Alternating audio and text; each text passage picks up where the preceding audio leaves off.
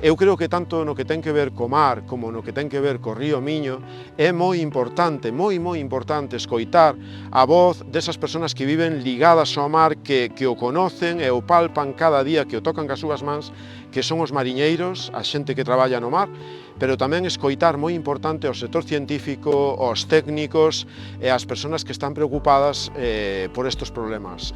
Atopar un consenso e buscar solucións, non deixar a cousa pasar, porque ao millor, se a deixamos pasar, chega un punto que xa non ten remedio.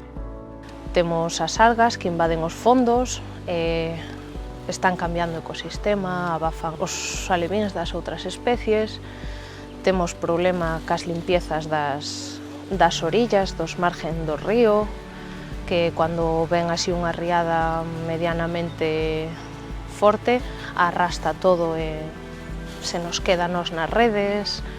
Hai moitos factores. As especies invasoras, carpa, a alga e logo os embalses. Non hai corrientes, nin hai as riadas que había antiguamente.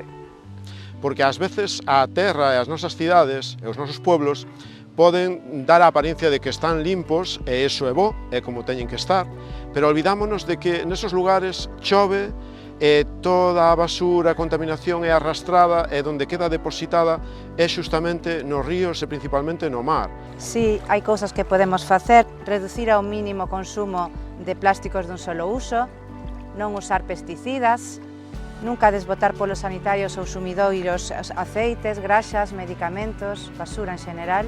Para concienciar un pouco a xente do que contamina o aceite usado e se lle gustou esta forma de axudar ao medio ambiente, que o faga tamén na súa casa a través das explicacións dos folletos. Sí, está dentro do proxecto Innovalab e chamase Eco Oil e consiste en facer xabóns artesanais reciclando aceite de cociña usado e desenvolver unha campaña de divulgación sobre a importancia de reciclar ese refugallo. Realmente nos plásticos o máis problemático é as sustancias químicas que se utilizan para fabricalos, e aí é onde temos que estar atentos e exixir regulacións que impidan que sustancias que podan ser tóxicas se utilicen para fabricar plástico. Eu creo que é algo que temos que recuperar, mercar a granel, mercar produtos que non esteñan tan envasados, con tanto plástico, con tantos recubrimentos, porque realmente moitas veces non é necesario. Se reducimos o consumo, vamos a reducir a contaminación.